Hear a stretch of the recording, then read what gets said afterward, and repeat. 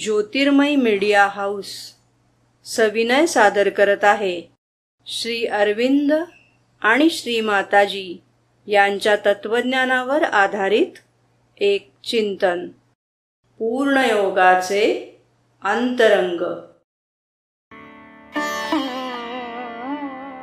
नमस्कार. आज आपण श्री अरविंद यांच्या विचारांमधल्या एका महत्त्वाच्या मुद्द्यावर बोलणार आहोत.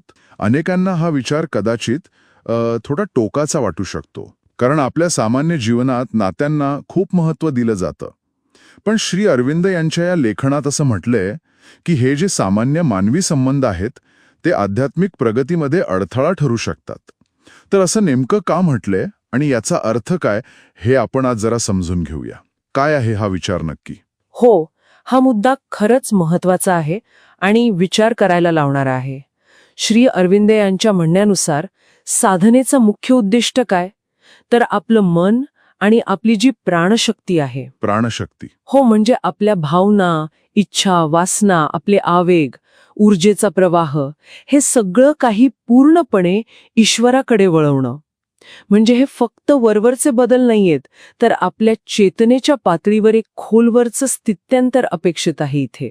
अच्छा, पण ही प्राणशक्ती किंवा प्राणिक पातळी जी तुम्ही म्हणालात ती म्हणजे नेमकं काय? कारण एरवी आपण भावना, इच्छा यांना तर जगण्याचा एक महत्वाचा भाग मानतो.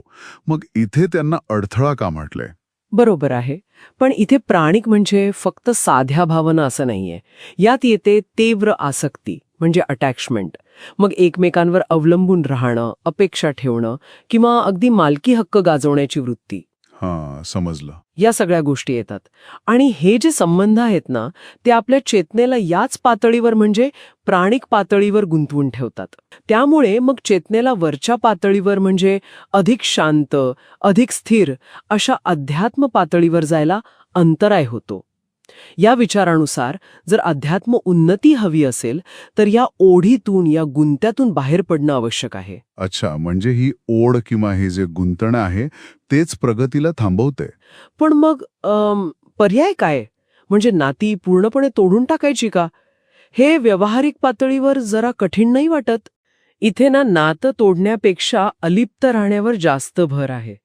श्री अरविंद काय म्हणतात की जोपर्यंत साधक ईश्वराशी पूर्णपणे एकरूप होत नाही, म्हणजे स्वतःच्या त्या छोट्या मीपणाच्या पलीकडे जाऊन जेव्हा त्याला एका अमर्याद शांततेचा, एका ज्ञानाचा अनुभव येत नाही, तोपर्यंत इतरांबद्दल एक स्थिर सद्भावना असावी. Stable goodwill. स्थिर सद्भावना. हो. ही काही थंड वृत्ती नाहीये.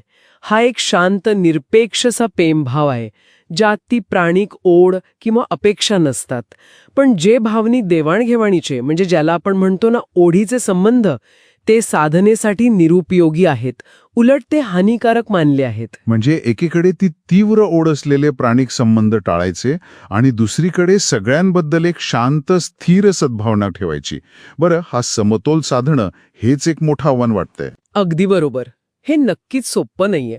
आणि हा एका विशिष्ट आणि बऱ्यापैकी तीव्र अशा आध्यात्मिक मार्गाचा भाग आहे, जिथे पारंपरिक सामाजिक किंवा कौटुंबिक मूल्य जी आहेत त्यांच्यापेक्षा चेतनेची ऊर्ध्वगती, म्हणजे तिचं वर जाणं आणि ईश्वराशी अनुसंधान, याला सर्वोच्च प्राधान्य दिलं जातं.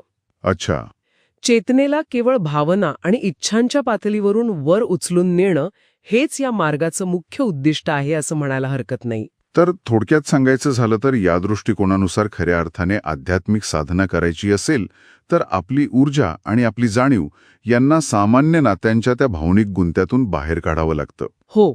आणि पूर्णपणे उच्च ध्येयाकडे म्हणजे ईश्वराकडे वळवणं आवश्यक ठरतं. यासाठी चेतनेचं एक संपूर्ण परिवर्तन गरजेचं मानलं आहे. होय, अगदी. हा विचार हेच अधोरेखित करतो की आध्यात्मिक प्रगतीसाठी काही वेळा आपल्याला नेहमीच्या प्रचलित मार्गांपेक्षा अगदी वेगळी वाट धरावी लागते, जिथे आयुष्यातले प्राधान्यक्रम पूर्णपणे बदललेले असतात. बरोबर. श्रोत्यांसाठी जाता जाता एक विचार मनात येतोय की हे जे तत्व आहे, आपली ऊर्जा आणि आपलं लक्ष एका विशिष्ट ध्येयासाठी केंद्रित करणं आणि इतर गोष्टींपासून स्वतःला जाणीवपूर्वक थोडं अलिप्त ठेवणं, हे तत्व जरी इथे ते एका विशुद्ध आध्यात्मिक संदर्भात मांडलं असलं तरी आपल्या रोजच्या जीवनात इतर ध्येय साधताना, म्हणजे समजा एखादं कौशल्य शिकताना किंवा आत्मविकासासाठी प्रयत्न करताना हे नकळतपणे कसं लागू होत असेल यावर नक्कीच विचार करायला जागा आहे.